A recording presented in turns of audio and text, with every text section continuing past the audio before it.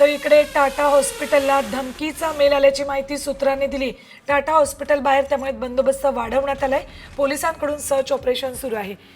देशभरातले कॅन्सरग्रस्त रुग्ण हे टाटा हॉस्पिटलमध्ये उपचारांसाठी येत असतात, त्यामुळे या भागामध्ये मोठ्या प्रमाणात गर्दी असते आणि अशाच या हॉस्पिटलला धमकीचा मेल आल्याची माहिती सूत्रांकडून मिळते। त्यामुळे पोलिसांनी सर्च ऑपरेशन सुरू केलंय आणि बंदोबस्तातही वाढ केलेली आहे।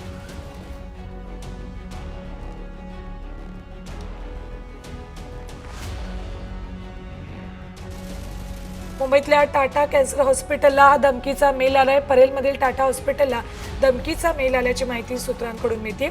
हॉस्पिटल बाहेर त्यामुळे बंदोबस्तात वाढ करण्यात आलेली आहे। हॉस्पिटलमध्ये मोठ्या प्रमाणात कॅन्सरग्रस्तांवर उपचार सुरू असतात, त्यामुळे परिसरामध्ये रुग्णांच्या नातेवाईकांची गर्दी मोठ्या प्रमाणात असते।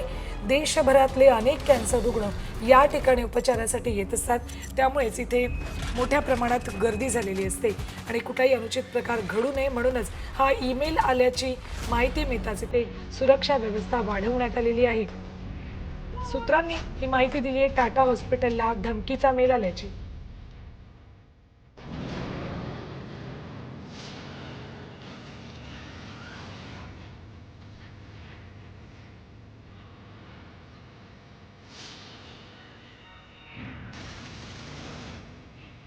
तर परेलमधल्या टाटा हॉस्पिटलला धमकीचा मेल आल्याची माहिती सूत्रांनी दिली। टाटा हॉस्पिटल बाहेर त्यामुळे पोलीस बंदोबस्तात वाढ करण्यात आलेली आहे। तिकडे मुंबईतल्या सगळ्या चौपाट्यांवर सुद्धा मोठ्या प्रमाणात पोलीस बंदोबस्त वाढवण्यात आलेला आहे, गस्त वाढवण्यात आलेली आहे। टाटा हॉस्पिटलला जो धमकीचा ईमेल आलाय त्याबाबतचे अपडेट्स देतात आमचे प्रतिनिधी सचिन गाड। सचिन, काय माहिती आहे याबाबत? टाटा मेमोरियल रुग्णालय जे आहे परळचं, त्याला एक धमकीचा मेल आलेला आहे आणि त्यानंतर संपूर्ण यंत्रणा जी आहे ती सतर्क झालेली आहे। संपूर्ण रुग्णालयात सध्या सर्च ऑपरेशन राबवलं जातं। एवढंच नव्हे तर बॉम्ब शोधक पथक देखील टाटा रुग्णालयात दाखल झालेलं आहे आणि कोणती संशयास्पद वस्तू रुग्णालयात सापडला याचा सध्या आढावा घेतला जातोय। अद्याप कोणतीही वस्तू सापडलेली नाहीये, मात्र आपण बघतोय की पोलिसांचं सर्च ऑपरेशन सध्या रुग्णालयात सुरू असल्याची माहिती आहे। ठीक, धन्यवाद सचिन संपूर्ण माहितीसाठी।